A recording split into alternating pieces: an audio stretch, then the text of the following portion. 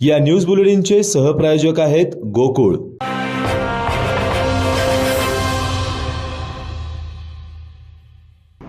गेल्या 2 ते 2.5 वर्षांपासून राज्यात महिला अत्याचाराच्या घटनांमध्ये वाढ होत आहे। वयाचाही विचार न होता महिलांवर अत्याचार होत आहेत। महिला सुरक्षेसाठी योग्य उपाययोजना करण्याऐवजी हे सरकार केवळ योजनांच्या श्रेयवादात गुंतलं आहे।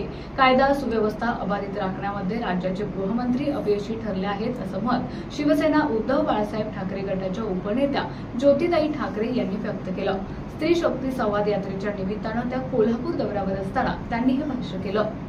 शिवसेना उद्धव बाळासाहेब ठाकरे पक्षाच्या वतीनं राज्यात राबवण्यात येणाऱ्या पदाधिकाऱ्यांची स्त्री शक्ती संवाद यात्रा बैठक कोल्हापूर सर्किट हाऊस येथे संपन्न झाली। यावेळी शिवसेना जिल्हाप्रमुख प्रतिज्ञा उत्तुरे यांची प्रमुख उपस्थिती होती।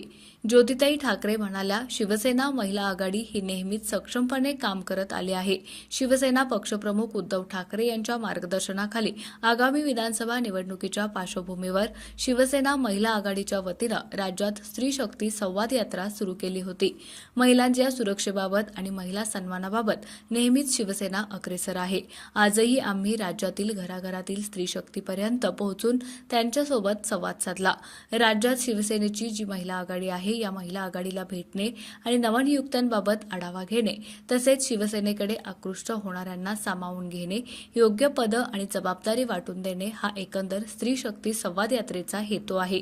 आगामी विधानसभा निवडणुकीत या स्त्री शक्तीच्या माध्यमातून आम्हाला घराघरात शिवसेनेची मशाल पोहोचवायची आहे, असंही त्यांनी सांगितलं। यावेळी कोल्हापूर जिल्हा शिवसेना महिला आघाडीच्या वतीनं यात्रेच्या निमित्तानं आलेल्या शिवसेना महिला आघाडीच्या उपनेत्या व पदाधिकारी यांचा सत्कार करण्यात आला।